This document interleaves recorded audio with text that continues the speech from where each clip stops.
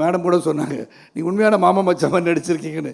அது நடிக்கலை, வாழ்ந்தோன்னு தான் சொல்லணும். சொல்லாமல் அந்த டீச்சர் நடித்தாங்கல்ல, அந்த டீச்சரை நாட்டாம வச்சுருந்தார்ல, அவங்க பொண்ணு அப்படின்னா என்ன நினைப்பாங்க அவங்க? என்னை வந்து பார்க்குற என்னுடைய ரசிகர்கள், அண்ணா தப்பாக நடிக்கட்டு ஒன்று சொல்லாமண்ணே சொல்லிடுறேன். விஜயகாந்த் சார் காலை தூக்கி பின்னாடி டொம்மு நடிப்பாருண்ணே, அந்த மாதிரி நீங்கள் காலை தூக்கி அடிக்கணும் நல்லா இருக்கும் அப்படின்னா. டேய் என் படத்தை பற்றி என்னை பற்றி பேசினா விஜயகாந்த் சார் நல்லா கிக் போடுவாடுறேன். அந்த கேமியோவில் எடுத்துட்டு வேறு யாரும் போட்டு படத்தை முடிச்சிருக்கலாம். அங்கே தான் அந்த கிரேட் பர்சனாலிட்டி விஜயகாந்த் ஸ்டில் ஆணித்தரமாக அடிச்சு வச்சிருக்கேன் நெஞ்சில். அவர் என்ன சொன்னார், சரத் குணமாகி வரட்டுங்க, படம் 6 மாதம் ஆனால் பரவாயில்ல, அப்போ தான் நான் எடுத்து முடிச்சிடுவேன் அப்படின்னாரு. No other hero would have said that.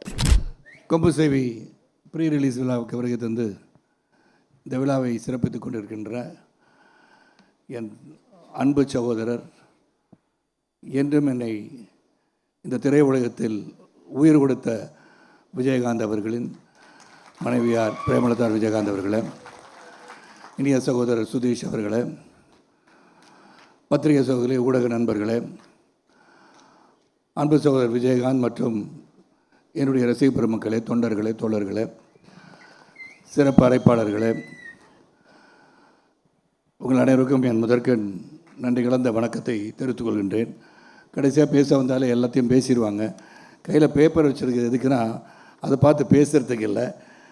அது யார் யார் பேரெலாம் நம்ம பொன்ராமன் நானும் வந்து எல்லார் பேரையும் சொல்லலான் இருந்தோம். ஆனால் கவிஞராக ஒருவர் ஆர்ட் டைரக்டர் ரூபத்தில் வந்து அனைத்தையும் பேசிவிட்டார் என்ற காரணத்தினால் அதை பற்றியெல்லாம் பேச வேண்டாம் என்று நினைக்கின்றோம்.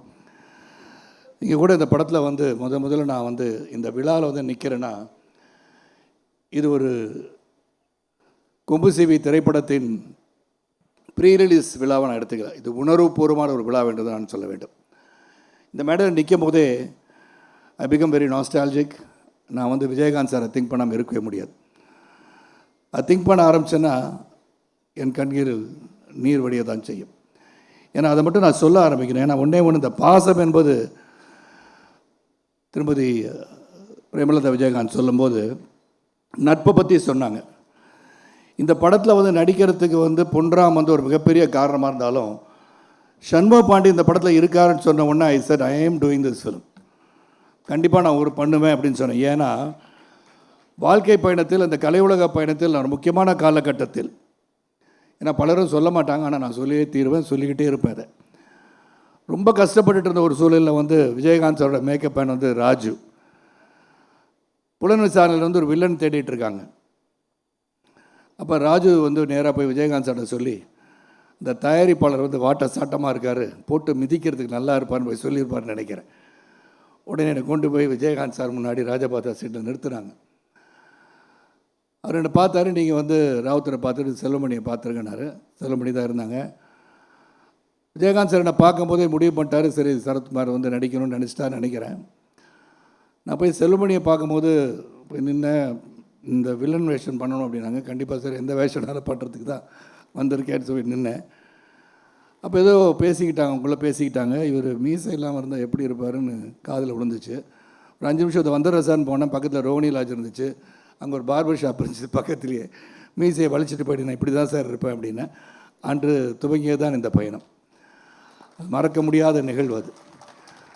அந்த படம் முடிஞ்சவுடனே, புலன்விசாரி படம் முடிஞ்சவுடனே விஜயகாந்த் சார் சொன்ன முதல் வார்த்தை, ஏன்னா விஜயகாந்த் சாரை பற்றி பேச்சு நான் பாண்டியனுக்கு வந்தே ஆகணும்.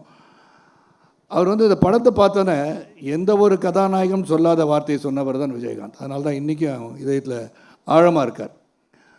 இந்த படத்தை பார்த்துட்டு அவர் சொன்னார், சரத் உங்களுக்கு தான் அந்த படத்தில் பெரிய பேருனார். ஒரு கதாநாயகன் ஒரு வில்லனை பார்த்து இந்த படத்தில் முதலாக அதிகமான பேர் புகழ் வரும்னா அது உங்களுக்கு தான். எனக்கு என்ன சார் சொல்கிறீங்கன்னு, அவ்வளோ பிரமாதமாக இருக்குது சார் அப்படின்னு சொன்னார். அதே மாதிரி அந்த ஸ்டண்ட் காட்சியை நடிக்கும் போதும் எனக்கு அடிபட்டுருச்சு கிளைமேக்ஸில். அப்போ அடிப்பட்ட பிறகு நான் வந்து வச்ச டூப்புக்கு வச்சு மேனேஜ் பண்ணிடலான்னு பண்ண இல்லை சரத்து குணமாகி வந்துட்டுன்னு சொன்னார். Same thing continue with captain Prabhakar. கழுத்து அடிபட்டு 6 மாத காலம் நான் வந்து ஹாஸ்பிட்டலில் இருந்தேன். இடுப்பில் இருந்து ஒரு எலும்பு எடுத்து வச்சு கழுத்தில் வச்சு 2 பிளேட் வச்சு 4 ஸ்க்ரூ வச்சு டைட் பண்ணாங்க கழுத்தை. ஐ last my right vocal card because I could not speak. பேசாமல் இருந்தேன் 6 மாதம். அப்போ தான் கேப்டன் பிரபாகர் வந்து முடிய வேண்டிய காலகட்டத்தில் ஏற்கனவே கொஞ்சம் நடிச்சிட்டேன். நான் வந்து அங்கே ஃபைட் சீன் ஒன்று முடியணும் எனக்கு. அப்போ விஜயகாந்த் சார் நினச்சிருந்தாங்கன்னா கூட ஜஸ்ட் கேமியோ ரோல் தான் பண்ணேன். ஏன்னா புலன் சார் இருந்தனால நான் அந்த படத்தில் நடிக்கணும்னு சொன்னார். அந்த கேமியோ ரோலை எடுத்துகிட்டு வேறு யாரும் போட்டு படத்தை முடிச்சிருக்கலாம். அங்கே தான் அந்த great personality Vijayakanth still it's ஆணித்தரமாக அடிச்சு வச்சுருக்கேன் நெஞ்சில். அவர் என்ன சொன்னார், சரத் குணமாகி வரட்டுங்க, படம் 6 மாதம் ஆனாலும் பரவாயில்ல, அப்போ தான் நான் எடுத்து முடிச்சிடுவேன் அப்படின்னாரு. No other hero would have said that. That is the bond I have with Vijayakanth sir. அது வந்து ஒரு ஆழமாக என் மனசில் பதிஞ்சதெல்லாம் ரொம்ப ஆழமாக இருக்குது எனக்கு. அதுக்கப்புறம் தொடர்ந்து அவரோட பயணித்தது, the way he adapts himself, அவருடைய குணம், இதெல்லாம் வந்து சொல்லிக்கிட்டே போகலாம். எல்லோரும் சொல்லிட்டாங்க, சொல்லாதவங்க கூட சொல்லிட்டாங்க. நான் வேறு எதுவும் பேசலை.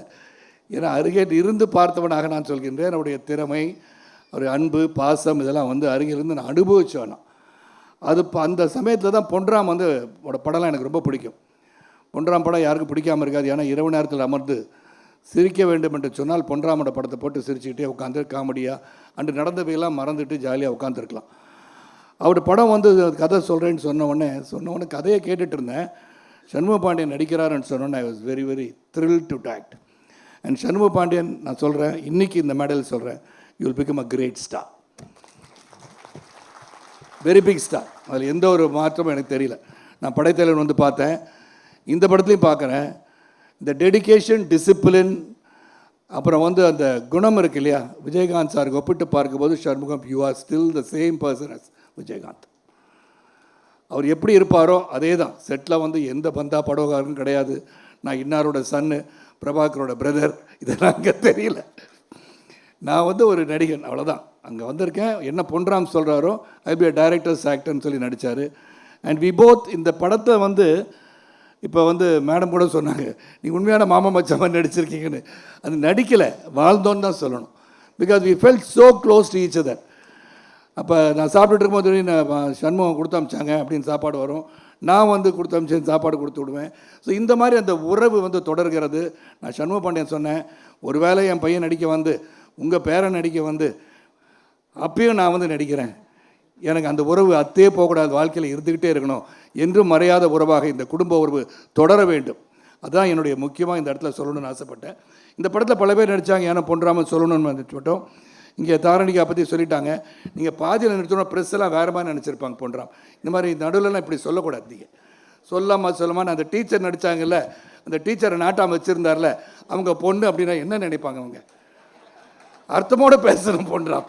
இந்த மாதிரி நான் பேசுகிறேன், வேறு மாதிரி தெரியுது. அது அவங்க நல்லா நடிச்சிருக்காங்க. உண்மையிலே Dharani is got a very good future.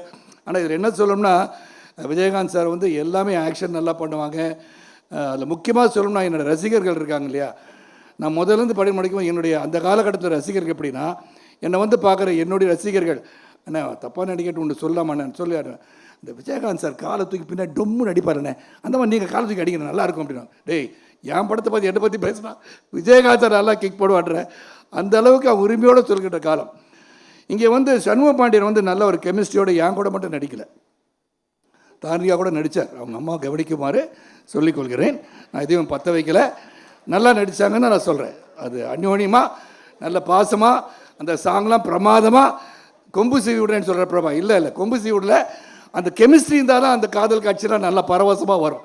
நான் ஒரு சீனில் பார்த்தா காலை தட்டி விட்டு மேலே உள்ள வச்சார். அது பொன்ராம் சொன்னாரோ அவரே பண்ணாரோ எனக்கு தெரியாது. அது ஏதோ நல்லா இருந்துச்சானா சீனராக வந்திருக்கு, கமர்ஷியலாக வந்திருக்குன்னு மேடமும் சொல்லிட்டாங்க. அந்த கமர்ஷியலாக வந்ததுக்கு காரணம் வந்து சண்முக பாண்டியனும் வருவார் இதில். அது பொன்ராமோட சேர்ந்து பண்ணாரா சேர்ந்தா பண்ணலான்னு தெரியாது. அப்புறம் காளி வெங்கட் நல்லா நடிச்சிருக்காரு. முனிஷ்காந்த், ஜார்ஜ் மரியம் இஸ் தேர் இந்த மூவி. அப்புறம் வில்லன் நடிச்ச வந்து சுஜித் சங்கர் கட்டி தொங்க விட்டார் பாண்டியன் இதில். அப்புறம் அனேராக் வந்தா, அப்புறம் வந்து தேனி தவம்னே எல்லாம் வந்திருக்கீங்க. தேனியில் இருக்கிற ஊருக்காரங்க எல்லாருமே எங்கள் சொந்தக்காரங்க ஆகிட்டாங்க. அது போக பாலு சார் அண்ட் யுவர் ஷோனஸ் வெரி வெரி ஹேண்ட்ஸமாக எல்லாரையும் காமிச்சிருக்கீங்க. சண்முகோடைய ஷார்ட்ஸ் எல்லாம் எக்ஸ்ட்ராடனரியாக இருக்குது. அது ஆக்ஷன் ஷாட்லாம் பார்த்தேன், ரொம்ப பிரமாதமாக இருந்துச்சு. அண்ட் எடிட்டர் வந்து ரொம்ப அருமையாக கட் பண்ணியிருக்கார், பார்த்தேன் எல்லாமே பிரமாதமாக இருக்குது. இதில் வந்து ஒன்று தான் நான் சொல்ல விரும்புகிறேன். சண்முக பாண்டியன் வந்து தொடர்ந்து படத்தை செலக்ட் பண்ணி ஒன்று தான் சொன்னேன், சண்முகத்தை நேற்று கூட தான் நேற்று சொன்னேன், don't think your height is a disadvantage. நீங்கள் எப்போதுமே வந்து குனிஞ்சு பேசாதீங்க, நேராக அப்படி நேர்கொண்ட பார்வையாக நடந்தால் better. Because when you have height advantage 6'4" இருக்கனால மற்றவங்க குனிஞ்சு பேச ஆரம்பிச்சிங்கன்னா then you will start bending.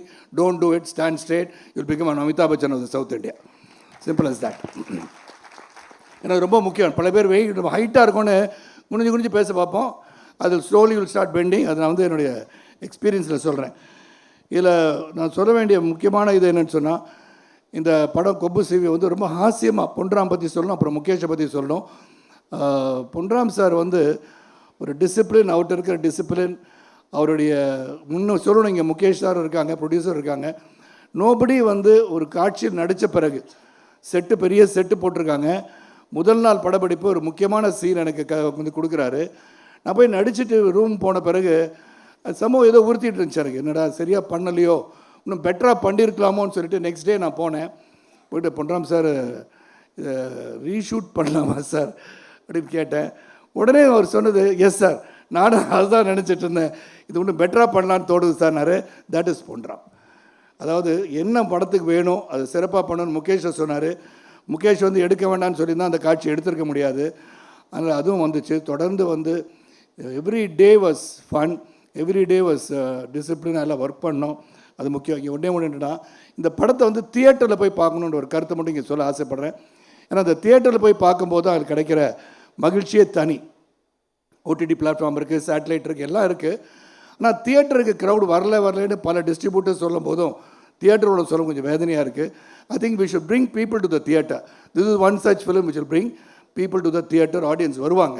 இந்த ஆடியன்ஸ் வரத்துக்கு நம்ம முக்கியமாக காரணமாக இருக்கணும். அதனால் நீங்கள் எல்லாருமே அந்த ஓடிடியில் 30 நாளுக்கு அப்புறம் படம் வந்துடும் அப்படின்னு சொல்லி அது காத்து இல்லாமல் கண்டிப்பாக நீங்கள் வந்து படத்தை தியேட்டரில் போய் பார்க்கணும். The only request I have with the OTT platforms, நீங்கள் ஒரு 50 நாள் வாய்ப்பு கொடுங்க. இங்கே கண்டென்ட் நாங்கள் கொடுத்தா தான் நீங்கள் போட முடியும். We both need each other today. ஏன்னா technology has developed, we need each other. அதே சமயத்தில் நாங்கள் நடித்தா தான் உங்களுக்கு ஒரு கண்டென்ட், நீங்கள் வாங்கினா தான் இது வந்து ரிலீஸ் பண்ண முடியும். எல்லாம் எங்களுக்கு தெரியுது. ஆனால் நீங்கள் ஒரு 50 days டைம் கொடுத்து தியேட்டருக்கு வர வைக்கிறதுக்கு ஆடியன்ஸை வர வைக்க முடிஞ்சா, that is the greatest thing that can happen to this industry. Because we are here to entertain you. உங்களை நான் மகிழ்விப்பதற்காக. சோகமான ஒரு நிகழ்வு வீட்டில் நடந்து கொண்டிருந்தாலும் சிரிச்சுக்கிட்டே அங்கே வந்து நடிக்கிறது வந்து நடிகன் மட்டும்தான். அந்த வேதனைலாம் உங்களுக்கு தெரியாது. எவ்வளோ வேதனையோடு அங்கே காட்சிக்கு வராங்க, என்ன நடந்திருக்கு வீட்டில். ஆனால் அங்கே சிரிச்சுக்கிட்டு இந்த படம் நல்லா வரணும்னு உண்மையாக உழைக்கிறவங்க தான் கலைஞர்கள். அந்த கலைஞர்கள் சிறப்பாக இருக்க வேண்டும் என்று சொன்னார். அந்த தயாரிப்பாளர் நல்லா இருக்கணும்னா, அந்த டிஸ்ட்ரிபியூட்டர் நல்லா இருக்கணும்னா, அந்த தியேட்டர் ஓனர்ஸ் நல்லா இருக்கணும்னா, இந்த கலையுலகம் வாழ வேண்டும். கலையுலகம் வாழ வேண்டும் என்று சொன்னால் அதுக்கு ஆடியன்ஸான நீங்கள் தியேட்டரில் போய் படம் பார்க்கணும். அதே OTT platforms, please do something about this industry. It has to grow. இந்த இண்டஸ்ட்ரி நல்லா இருக்கணும்னா எல்லோரும் ஒன்றா சேர்ந்து ஒர்க் பண்ண அந்த இண்டஸ்ட்ரி வளரும்னு சொல்லி இந்த படம் கொம்பு சிவி வந்து ஒரு இன்ட்ரெஸ்டிங்கான ஒரு படம். ஒரு கருத்தை வந்து அழகாக சொல்லியிருக்காரு.